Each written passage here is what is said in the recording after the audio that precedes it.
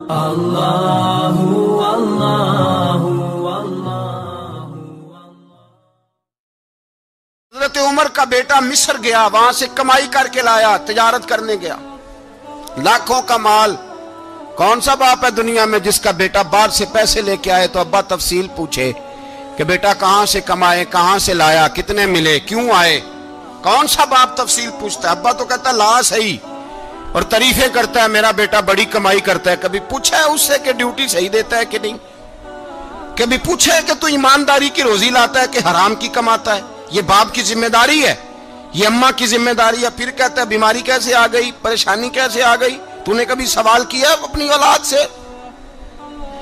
حضرت عمر فاروق رضی اللہ تعالیٰ عنہ کا بیٹا مصر سے پیسے کما کے لایا تو جناب عمر نے بلایا، فرمایا بیٹے اتنی تو تیرے پاس راس ہی نہیں تھی، تھوڑے سے تو پیسے لے کے گیا تھا، اتنی کمائی کیسے ہو گئی؟ اتنے تو پیسے نہیں تھے صاحب، کہاں سے کمائی لائے؟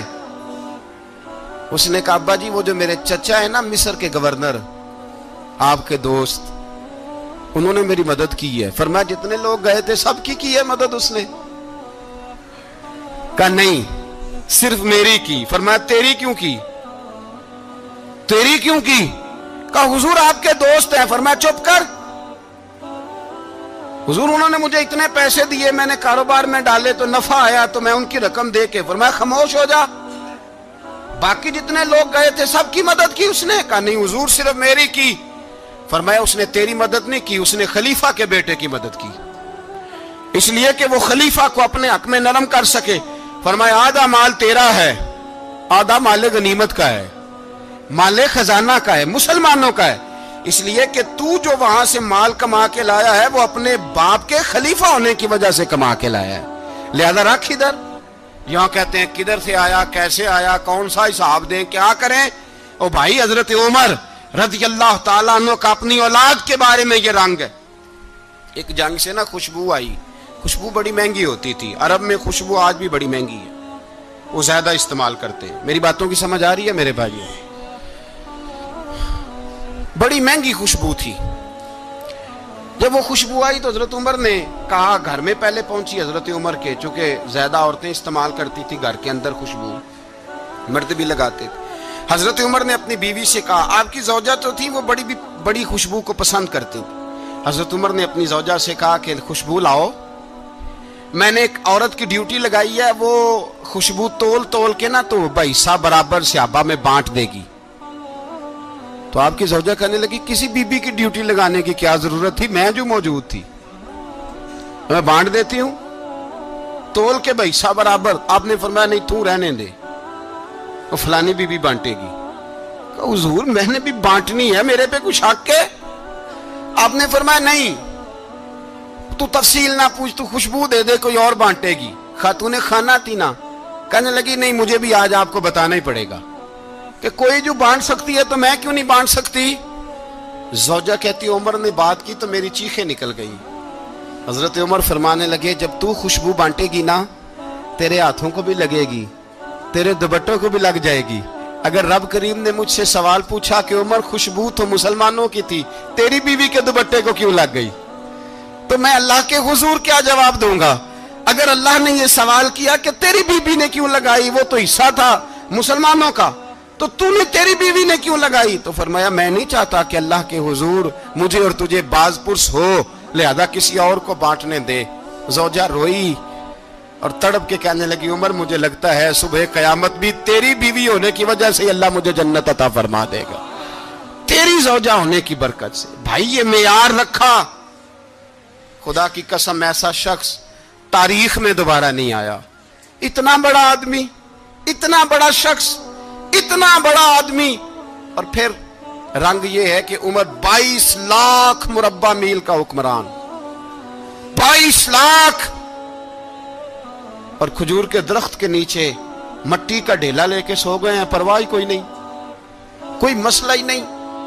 2 غلام ساتھ بیٹھے تو ایک روٹی حضرت عمر نے گھر سے منگوائی، تھوڑا سا سرکہ، تو غلام کہنے لگے ہم نے بھی کھانی ہے۔ فرمایا کوئی حرج نہیں، روٹی کو پیٹ بھر کے کھانا ضروری تو نہیں، 3 حصوں میں بانٹ لیتے۔ ایک آدمی آیا ہوا تھا مصر کا رہنے والا ملنے کے لیے، اس نے پوچھا عمر کدھر ہے؟ تو کہا وہ ادھر جاؤ مسجد میں بیٹھے ہوں گے. اور واپس آیا تو کہنے لگا وہاں تو 3 غلام بیٹھے ہیں, ایک روٹی بانٹ بانٹ کے کھا رہے ہیں, لگتا ہے کئی دنوں سے روٹی نہیں ملی.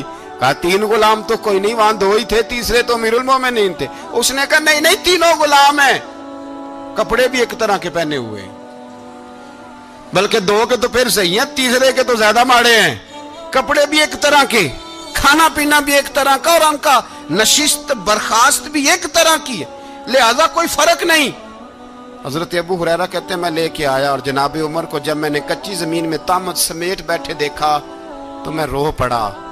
میں نے اس مصر سے آنے والے کو کہا تو اس کے جلوے دیکھ, اگر اس کی ذات میں اتنا حسن ہے تو محمد عربی کا مقام کیا ہوگا. یہ مقام غور ہے, مقام غور. 10 محرم کو لوگ دیگے پکائیں گے نا, نہیں پکانی ہے؟ کوئی بول دے نہیں, ہاں نہ نہیں کر دے. پروگرام بدلیا تو نہیں دی عید کی کہ وہی کام شروع ہویا ہے لات ٹائٹ ہونے والا. کیوں جی, پکنی ہے نا دیکھیں 10 محرم کو انشاءاللہ تعالی. ہم بھی پکائیں گے انشاءاللہ, یہاں بھی پروگرام ہوگا. تو 10 محرم کو جو دیگ پکنی ہے تو ایسا نہیں ہو سکتا کہ 1 محرم کو حضرت عمر کے نام کی بھی کوئی پک جائے. اگر امام حسن حسین کے نام کی دیگیں پکیں تو جو امام حسن حسین کے سے پیار کرنے والے ہیں, جو امام حسن حسین سے, ہم لوگوں نے بھی عجیب رٹا اپنایا ہے نا. ہم لوگ بات کا ایک پہلو دیکھتے ہیں, دوسرا نہیں دیکھتے. حضرت امام حسن اور حسین کو بھی نبی پاک نے شہید کہا, اور جناب عمر کو بھی رسول اللہ نے خود شہید فرمایا. فرمایا شہید ہے, خود فرمایا اپنی زبان سے کہ یہ شہید ہے, خود میرا عمر شہید ہے. تو ان کے نام کی دیگ نہیں پکنی چاہیے, اس طرف نہیں ہماری توجہ ہونی چاہیے. اور اہل بیت نبو, یہ بات میں پہلے بھی کرتا ہوں, آج پھر کرنا ضروری سمجھتا ہوں. اہل بیت کا پیار سن لو کان کھول کے, اہل بیت کا پیار اگر ہمیں کسی نے سکھایا ہے تو سیدنا عمر فاروق نے سکھایا ہے. اہل بیت نبوت کی محبت اگر کسی نے سکھائی ہے تو کس نے سکھائی ہے؟ بول کے بتائیے. حضرت عمر نے. اہل بیت کا پیار ہمیں حضرت عمر نے بول کر کے سکھایا ہے. بھائی یاد رکھیں, کسی کی طاقت نہیں تھی دم مارنے کی حضرت عمر کے سامنے, طاقت ہی نہیں تھی. کیسر و کسرا کانپ جاتے تھے, جرت ہی نہیں کرتے تھے حضرت. اور ہمارے تو تعلقات بڑے ہیں نا غیروں سے. حضرت ابو موسیٰ اشعری رضی اللہ تعالیٰ عنہ فرماتے ہیں میرا منشی سائی تھا, وہ کاتب کہتے تھے وہ لوگ, میرا حساب کتاب عیسائی تھا. تو فرماتے ہیں ایک دن میں نے وہ سارا حساب کتاب لین دین کے حضرت عمر کو دکھائے تو فرمانے لگے جس نے لکھے ہیں اس کو بلاؤ. کہنے لگے حضور مسجد نہیں آ سکتا. کیوں نہیں آ سکتا؟ کہنے لگے وہ عیسائی ہے. کہتے ہیں حضرت عمر جلال میں آ گئے. آپ فرمانے لگے جنہیں رب دور کرتا ہے تم کیوں قریب کرتے ہو؟ جنہیں اللہ دور کرتا ہے. فرمایا تم غیروں کو اگر عہدے دو گے تو اپنوں کا کیا بنے گا؟ اگر تم غیروں کو عہدے دو گے تو اپنوں کا. یہ سوچ ہے جو آج برما کے مسلمانوں کے لیے بھی ضروری ہے. کہا اگر تم غیروں کو عہدے دو گے تو اپنوں کا. ہم نے غیروں کو عہدے دیے تو دیکھا نا اپنے کس طرح کاٹے جا رہے ہیں. غیروں کو جو عہدے دے دیے جرانے سارے غیروں سے. روز دعویٰ ہوتا ہے چین ہمارا سجن ہے, چین ہمارا دوست ہے. او بھائی دوست ہے تو اس سے کہو نا کہ برما تو تمہاری ایک چھوٹی سی ریاست ہے, چین کے بغیر تو وہ سانس بھی نہیں لے سکتا. اس کو کہو نا اس حکومت پہ دباؤ ڈالے. لیکن ہم لوگوں نے غیروں کو عہدے دیے تو اپنے پس گئے. حضرت عمر کہتے تھے ذمی کا ہم ادب کریں گے, ذمی کافر کا ہم, ایسا کافر جو مسلمان ریاست کو قبول کرے, بدامنی نہ پھیلائے. ایک آدمی کو آپ نے دیکھا آنکھوں سے نابینا ہے اور بھیک مانگ رہا ہے, تو حضرت عمر کو نظر آ گیا. فرمایا کون ہو؟ اس نے کہا میں یہودی ہوں. فرمایا بھیک کیوں مانگتے ہو؟ کہا جب تک تندرست تھا مسلمانوں کو جزیہ دیتا تھا, بوڑھا ہو گیا ہوں کیا کروں. حضرت عمر نے گھوڑے کی پشت پہ بٹھایا, کافر کو گھوڑے کی پشت پہ بٹھایا اور بٹھا کے مدینے لائے. حضرت علی شیر خدا وزیر خزانہ تھے. فرمایا علی اس کا وظیفہ جاری کرو. کہا یہ کون ہے؟ فرمایا یہ یہودی ہے لیکن یہ ہمیں جزیہ دیتا رہا, بوڑھا ہو گیا بیچارہ, بھیک مانگنے پہ مجبور ہے, ہماری حکومت کے اندر رہتا ہے, اس کا پورا وظیفہ جتنا خرچہ اتنا وظیفہ لگاؤ. حضرت علی کہتے ہیں میں وظیفہ لگا رہا تھا اور وہ میرے نبی کا کلمہ پڑھ رہا تھا, وہ رسول اللہ کا کلمہ پڑھ رہا تھا. یہ مزاج, یہ نہیں کہ کافر. حضرت عمر نے گورنروں کو خط لکھے تھے کہ زبردستی کسی کو مسلمان نہیں کرنا, جہاں ان کی عبادت گاہیں بنی ہو گرانی نہیں, کوئی مندر کوئی گرجا ضائع نہیں کرنا. اسلام سب کو جینے کا موقع دیتا ہے، پر بےایمانو، ظالموں، بدذاتوں، تمہیں یہ کہتا ہے کہ ہم تمہیں جینے کا موقع دیتے، تم بھی مسلمانوں کو جینے کا موقع دو۔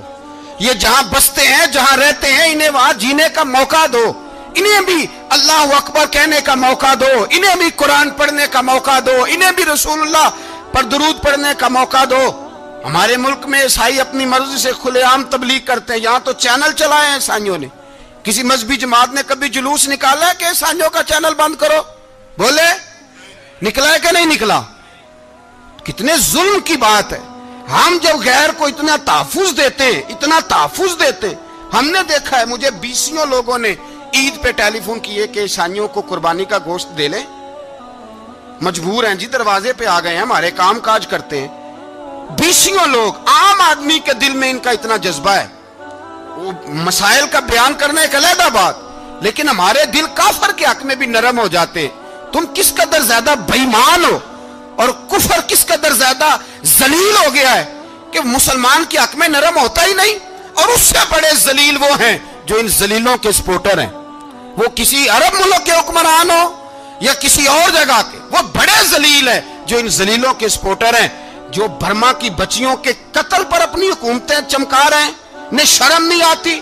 اس قدر مسلمان تڑپا ہے، لیکن ان بے غیرتوں کو ذرا ہوش نہیں آئی، اور یہ ان کے کماش، ان کے دلال جو ہر جگہ ان کی سپورٹ کر کے اپنی حکومتیں قائم کرتے ہیں، بے ایمانوں کو پتہ نہیں کہ کب ان پر اللہ کا عذاب اترے گا اور کس طرح ان کے پرخشے اڑیں گے۔ تمہیں اپنی ذلت اور رسوائی نظر نہیں آ رہی کہ زمین کس طرح تمہارے لیے تنگ ہو گئی ہے؟ اس سے زیادہ اور تمہاری رسوائی کیا ہوگی؟ ڈرو اللہ سے، اور یہ تو دنیا کا عذاب ہے۔ ان بطش ربک لشدید، میرا رب کہتا ہے قیامت تو قائم ہونے دے، اتنا سخت تیرے رب کی پکڑ ہے، اتنی کسی دوسرے کی ہو سکتی؟ یاد رکھیں اور تھوڑا احتیاط کریں ہم سب لوگ بھی، جو ہم لوگ آدھی زبان بول کے بھی ان کی سپورٹ کرتے ہیں۔ اب شرم آنی چاہیے ہمیں ان حکومتوں کی سپورٹ کرتے جو مسلمانوں کی لاشوں کے اوپر حکومتیں قائم کرتے ہیں، شرم آنی چاہیے۔ بہرحال بات دور نکل جائے گی، اور میں اپنے مضمون پہ رہتا ہوں۔ اہل بیت کا پیار اگر سکھایا ہے تو جناب عمر نے سکھایا ہے رضی اللہ تعالی عنہ، امام حسن ملنے۔ آپ یقین کریں، میں جب اس واقعہ کو پڑھتا ہوں تو میرا دل جھوم جاتا ہے۔ میں کہتا ہوں یار، ڈاڈا ہونا اپنی جگہ پہ، عشق ہونا اپنی جگہ پہ، انسان کا باوقار ہونا اپنی جگہ، جہاں کھڑے ہونا تھا وہاں یہ کھڑے ہوتے تھے، اور جہاں جھکنا تھا وہاں یہ ان لوگوں میں اقبال نے کہا تھا تیری نگاہ ناز سے دونوں مراد پا گئے، عقل غیاب و جستجو، عشق حضور و اضطراب۔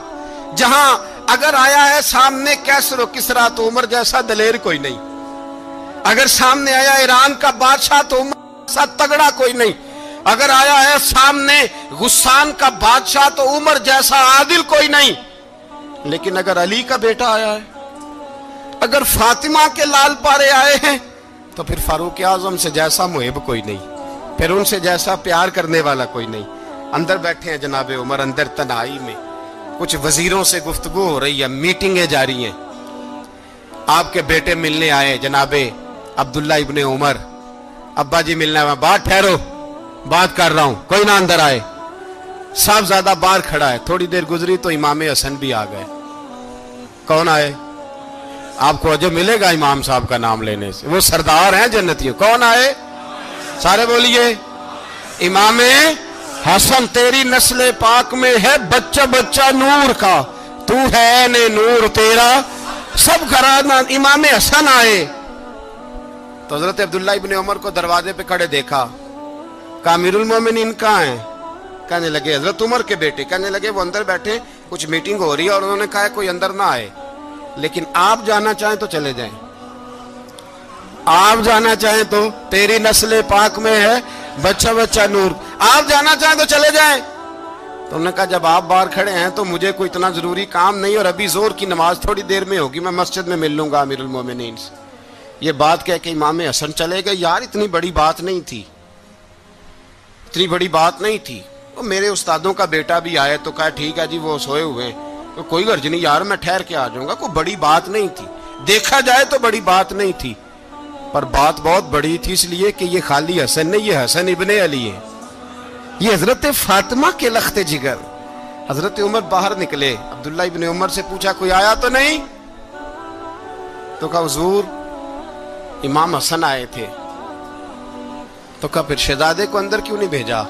کہا میں نے کہا تھا۔ وہ کہنے لگے اگر امیر المومنین مصروف ہیں تو میں ظہر میں مل لوں گا۔ حضرت عمر رونے لگے، فرمایا بیٹے تو نے اچھا نہیں کیا۔ پھر مسجد نہیں گئے، سیدھے امام حسن کے دروازے دستک دی، امام حسن باہر آئے، کہا شہزادے آئے تھے تو ملے کیوں نہیں؟ تو امام حسن کہنے لگے حضور آپ کا اپنا بیٹا دروازے پہ کھڑا تھا، آپ کا اپنا بیٹا دروازے پہ کھڑا تھا، اور منع بھی کیا تھا آپ نے تو میں زور میں مل لیتا۔ حضرت امام حسن فرماتے جوش جذبات میں جناب عمر نے سر سے پگڑی اتار دی، جوش جذبات میں کہنے لگے حسن میرے بیٹے کا اور آپ کا کیا مقابلہ؟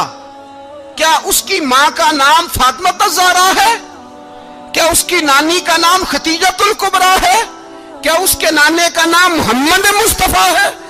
آپ کا اور اس کا کیا مقابلہ؟ پھر رو پڑے اور کہنے لگے بیٹے میں مکے کے صحراؤں میں اونٹ چرایا کرتا تھا، یہ جو میرے سر پر عزت کے بال ہیں یہ تیرے نانے کے اگائے ہوئے، میں مکے کے خبردار شہزادے خبردار۔ او بھائی اہل بیت نبوت کے ادب کا رنگ اگر سکھایا ہے تو سیدنا عمر نے سکھایا ہے۔ حضرت عمر فاروق اتھارٹی ہے، اسلام کی اتھارٹی۔ یکم محرم حضرت عمر کی شہادت ہے۔ یہودی بول اٹھا، کافر بول اٹھا، اگر 6 مہینے عمر دنیا میں اور رہتے تو دنیا میں کوئی کافر موجود نہ ہوتا۔ 6 مہینے۔ اور جب اس بطل جلیل کا جنازہ اٹھا، اللہم بخاری پڑھئے نا، اللہم ارزقنا شہادت فی سبیلک، اللہ بسترے کی موت نہ دینا، شہادت کی دینا۔ عمر شہید ہوئے، مسجد نبوی میں نماز پڑھاتے، اور جب جنازہ اٹھا تو مدینے کا پھر پیچھے جو دلیر بچے وہ مولا علی تھے۔ مولا علی جناب عمر کا جنازہ اٹھا تو سب سے پہلی ہائے جو نکلی وہ حضرت علی کی زبان سے نکلی، اور حضرت علی ساری داڑھی آنسوؤں سے بھر گئی۔ لوگوں نے کہا کہ علی کیا ہوا؟ فرمانے لگے تم دیکھ نہیں رہے جنازہ کس کا اٹھا ہے، پلٹ کے دیکھو تو صحیح، تم پتہ نہیں یہ کون گیا ہے؟ کہ حضور کیا ہوا؟ آپ فرمانے لگے عمر اس طرح کے کام کر کے گیا ہے، اب ان کے رستوں پہ کون چلے گا؟ کون اس کے جگر راہ وفا میں نقش ایسے چھوڑ آیا ہوں، میں جس منزل سے گزرا ہوں وہ اب تک یاد کرتی ہے۔ حضرت علی حضرت عمر کے جنازے پہ کھڑے ہو کے کہتے ہیں اللہ مجھے اس طرح کے عمل کرنے کی توفیق دے جس طرح کے عمر کر کے گیا۔ میرے بھائی بطل عزیز، بطل حریت حضرت عمر رضی اللہ تعالیٰ عنہ جو اپنی زندگی انقلاب والی گزار کے گئے۔ عمر جب دنیا سے گئے تو 80 دینار کا قرضہ تھا، 22 لاکھ مربع میل کا حکمران، اور اپنے بیٹے سے کہنے لگے بیٹے کوشش کرنا تیرے خاندان والے مل کے میرا قرضہ اتار دے، میری قبر پہ بوجھ نہ رہے، اور اگر خاندان والے مدد نہ کریں تو میرے دوستوں سے بات کرنا، وہ مدد نہ کریں تو پھر علی سے بات کرنا۔ ان کا پیار آپس میں اتنا، اور تو اختلاف ثابت کر رہا۔ 80 دینار کا قرضہ چھوڑ کر حضرت عمر دنیا سے گئے، اور جاتی دفعہ کہہ گئے میرے بعد میرے بچوں کو حکومت کے مشورے میں بھی شامل نہ کرنا، حکومت کے مشورے میں بھی میری اولاد شامل نہ ہو۔ اتنا بڑا شخص اتنا بڑا رنگ دے کے یکم محرم کو جب عمر فاروق کا وصال ہوا تو بیٹے سے کہنے لگے اماں عائشہ سے جا کے کہو میرا بھی نبی پاک کے روزے میں دفن ہونے کو دل کرتا ہے۔ ایک قبر کی جگہ ہے اماں جی نے اپنے لیے رکھی ہے، بخاری ہے بخاری۔ حضرت عائشہ کے پاس صاحبزادے گئے، کہنے لگے اماں جی عمر کو زخم لگ گیا ہے، حالت بڑی پریشانی والی ہے۔ وہ کہتے ہیں اگر اماں اجازت دیں۔ سید عائشہ رو پڑی، فرمانے لگی کہ وہ اپنی قبر کی جگہ تو نہیں نہ کسی کو دیتا، پر عمر نے کمال ہی بڑا کیا، اسے کہو جاؤ گنبد خضرا میں قیامت تک جو مصطفیٰ پہ اور ابو بکر پہ سلام پڑے گا وہ تجھ پہ بھی سلام پڑھ کے جائے گا، جاؤ میں نے جگہ دی۔ اور اگر آپ نے ابھی تک ہمارا چینل سبسکرائب نہیں کیا تو فوراً سبسکرائب کیجئے، ساتھ ہی بیل آئیکن پر کلک کریں تاکہ مزید آنے والی ویڈیو ہیں وہ آپ کو وقت پر ملتی رہیں۔ اللہ حافظ۔